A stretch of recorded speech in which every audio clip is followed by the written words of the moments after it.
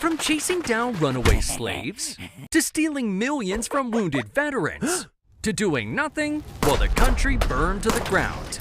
These are the 10 worst presidents in American history. And they're so bad, even I could do a better job.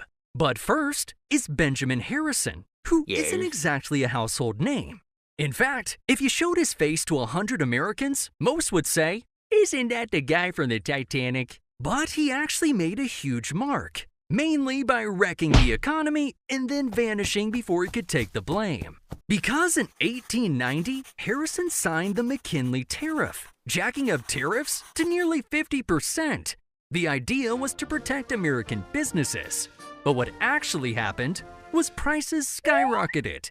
Foreign trade collapsed, and farmers got absolutely smoked. And as if that wasn't enough, he burned through the entire federal surplus like a kid after his first paycheck. But the worst part, none of this came crashing down until after he left office.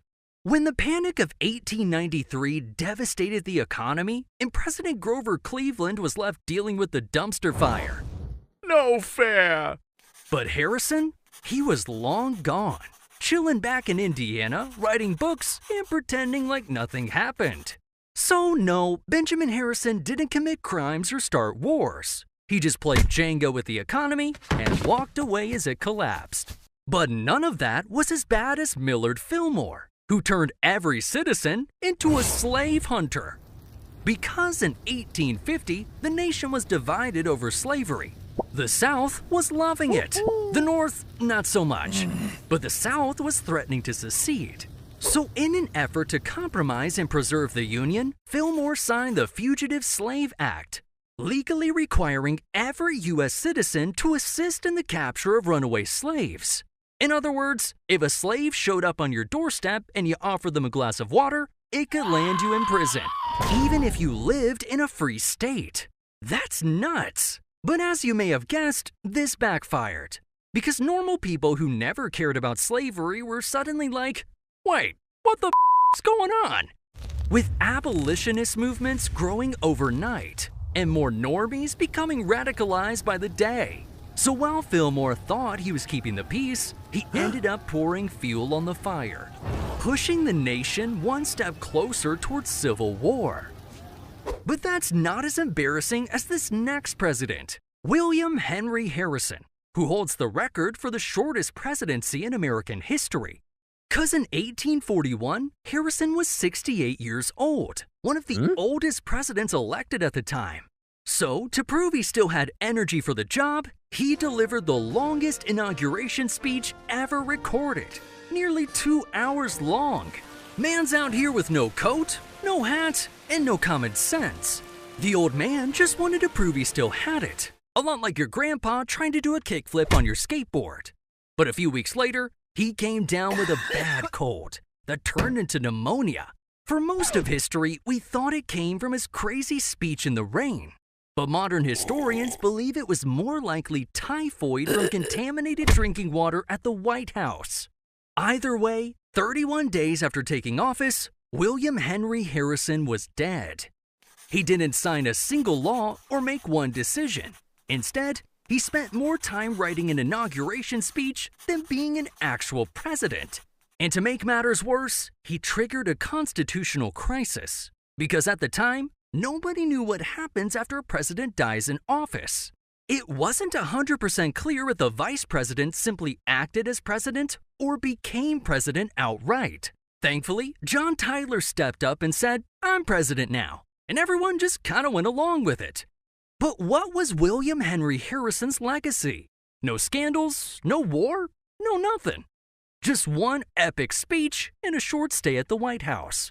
If there were a Hall of Fame for how to completely blow a once-in-a-lifetime opportunity, Harrison would be a first ballot member. But at least he didn't, completely destroy America, like Franklin Pierce, who, well, came pretty dang close. 'Cause with his movie star good looks and smooth-talking speeches, Pierce became elected to deal with the whole slavery problem. But he quickly made one giant mistake: the Kansas-Nebraska Act of 1854. You see, back then there was a bunch of unorganized land after the Louisiana Purchase. state lines were still being drawn, and the Kansas-Nebraska Act established the areas as U.S. territories. But it also stated that popular sovereignty would determine if slavery was allowed in each territory. In other words, the new settlers would vote on it, reversing the long-standing Missouri Compromise, which banned it above a certain line. So, what was the result? Pro-slavery and anti-slavery forces flooded Kansas with rifles, torches, and angry mobs. The territory quickly descended into chaos and bloodshed. Houses were burned, families slaughtered, and the 5-year bloodbath was nicknamed Bleeding Kansas. So what did Franklin Pierce do to stop it? Pretty much nothing. In fact, he backed the pro-slavery side, which formed an illegitimate government through voter fraud and violence. He even sent in federal troops to stabilize the new government. Pretty crazy times, because instead of calming tensions between the North and South, Pierce accelerated the nation's march towards civil war. But this next terrible president is one you might not expect, and that's Woodrow Wilson, who's known for his lofty ideals like championing the League of Nations and making the world safe for democracy. And hey, he did some pretty good stuff, like lead us through World War I. But here's the problem. Back at home, he levied some of the worst attacks on American freedoms in U.S. history. During World War I, he signed the Espionage Act and Sedition Act, making it a crime to criticize the government, the military, or even the flag. And hey, I love America just as much as the next guy. I'm a friggin' bald eagle. But this was downright crazy. Because under his administration, over 2,000 Americans were prosecuted, like journalists, union leaders, and everyday citizens who dared to speak their minds. Free speech, the bedrock of American democracy, was crushed under the weight of wartime paranoia. But Wilson thought it was totally worth it. 'Cause after World War I, he pushed for the League of Nations, the first worldwide intergovernmental organization designed to maintain world peace. But there was one little problem. It was rejected by the U.S. Senate, out of fear that it would drag America into European wars. He couldn't believe it. But here's the funny part. The League of Nations still ended up happening with 63 other countries, just without the U.S. So Wilson was left crying outside the club. And to cap it all off, he punished Germany so severely after World War I with the Treaty of Versailles that it sowed the seeds for World War II. In the end, Wilson became a prisoner of his own ego, a man so obsessed with his vision he refused to bend, causing chaos at home and abroad. And Wilson's presidency had some eerily similar parallels to this next guy, George W. Bush, who entered the White House with a handshake and a smirk, until history threw him every disaster short of a meteor strike. First, 9/11. And to his credit, Bush brought the whole country together for about 6 months. But what followed reshaped the entire world, pretty much for the worse. First came the decision to invade Iraq, based on bad intelligence that Saddam Hussein possessed weapons of mass destruction. Turns out, he didn't. But by then, the US was locked into a $1 trillion war that cost over 4,400 American lives, wounded tens of thousands more, and destabilized the Middle East for decades. Thanks for your service. But like Woodrow Wilson, Bush gutted the civil liberties of Americans at home by passing the Patriot Act in October of 2001, which dramatically expanded surveillance powers of the federal government, allowing the NSA and FBI to surveil U.S. citizens without a warrant. Hey, is this thing recording me? So, although you can argue this was necessary at the time, many of these powers still exist today. I don't think these guys would be too happy about a surveillance state. Then came Hurricane Katrina, where the levees broke, New Orleans flooded, and the federal government's response was, "We're working on it." 'Cause as people were left stranded on rooftops, the government set up the Louisiana Superdome as the shelter of last resort. But when 30,000 people showed up, it turned out to be a nightmare. The roof was damaged, the power failed, and toilets overflowed, which just stinks. The whole fiasco reeked of government inefficiency, and Bush was the poster child. So not only was Bush messing things up back then, but Americans are still living with the consequences today. But speaking of messing stuff up, after Abraham Lincoln was assassinated, America needed a steady hand to unite the country. Instead, it got Andrew Johnson, a former slaveholder from Tennessee who, believe it or not, didn't exactly believe in racial equality. He vetoed the Civil Rights Act of 1866, which would grant citizenship and basic rights to formerly enslaved people. Things like the right to make contracts, own property, and be treated equally under the law. What the heck, man? But Congress wasn't having it. They overrode his veto and pushed through the 14th Amendment, locking those rights into the Constitution. But Johnson didn't back down. He found other ways to prop up the South, like issuing mass pardons to tens of thousands of Confederates. Because it's kind of a big deal when you take up arms against the United States. Most governments would throw you in jail or hang you for treason.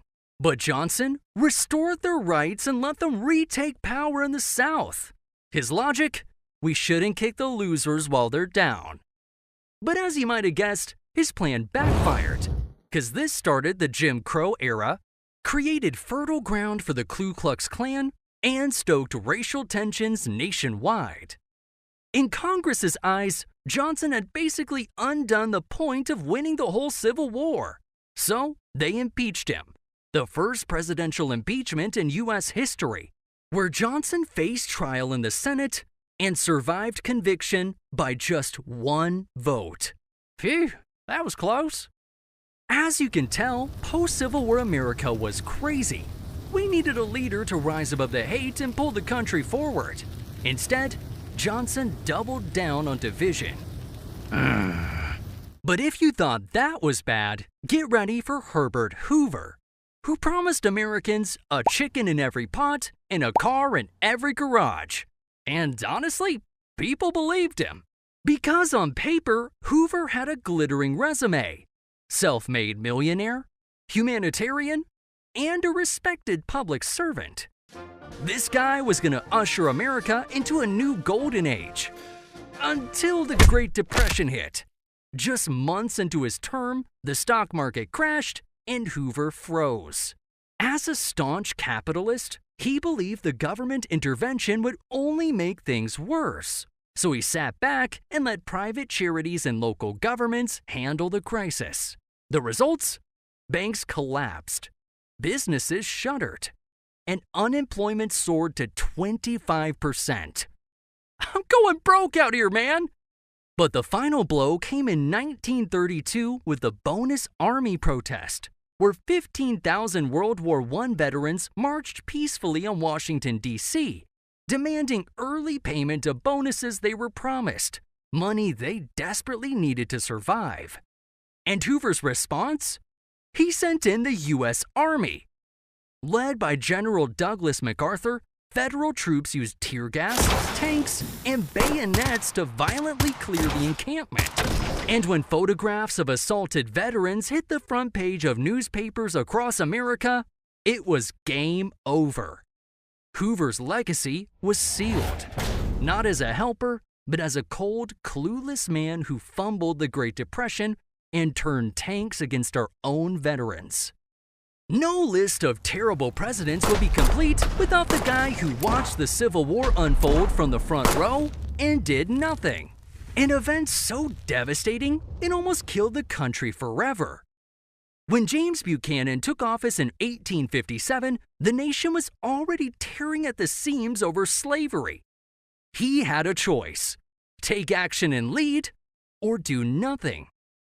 Instead, he chose door number 3 and let the Supreme Court handle it, which led to the infamous Dred Scott decision that said Black Americans could never be citizens.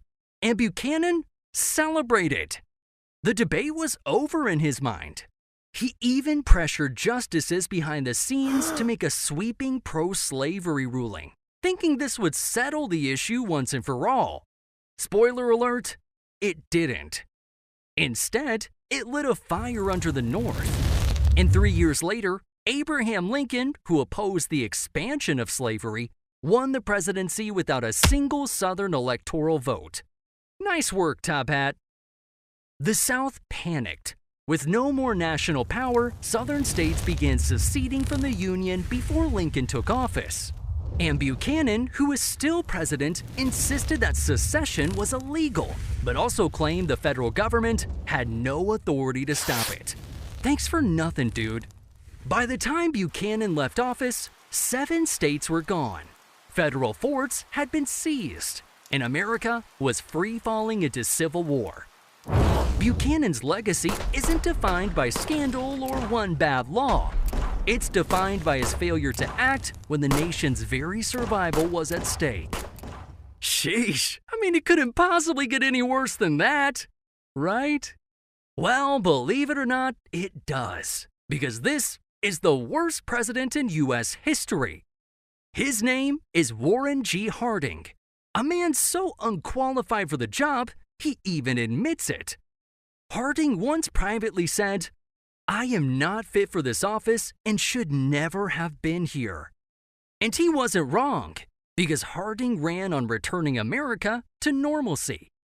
Instead, he delivered the most corrupt administration of all time, stacking his cabinet with the Ohio Gang, a crew of poker buddies, party friends, and political cronies who looted the government like a bank robbery. Take the Teapot Dome scandal, where a Secretary of the Interior secretly leased federal oil reserves to private companies in exchange for bribes. Bad? Oh, you bet. But not as bad as the head of the Veterans Bureau, who embezzled millions meant for wounded soldiers. Or his Attorney General, who allegedly took kickbacks to look the other way while criminals ran wild during Prohibition. And while all of this was happening, Harding spent his days golfing, gambling, and drinking, which was illegal during the Prohibition, by the way. He even had multiple affairs while in office. This dude's the worst. Harding even admitted, "I have no trouble with my enemies. I can take care of my enemies in a fight. But my damn friends, they're the ones that keep me walking the floor at nights." And maybe the guilt started eating away at him, because Warren G. Harding died of a heart attack in 1923, mid-scandal, leaving the country shocked at the rot inside his administration. Harding's presidency didn't just damage trust in government, it shattered it. But hey, maybe that was a good thing, because today, we're still skeptical of political corruption, even with it happening in front of our faces. How's that stock portfolio going up? But there you have it. The worst presidents in American history. Not only did they stink at their jobs, they nearly broke the country. But if you thought their legacies were dark, wait until you hear how they died. One choked on cherries. Another dropped dead from a stroke. And yeah, one got assassinated in broad daylight. This is how every president died and their last words. So click this video right here, because this one's over. And trust me, it only gets crazier.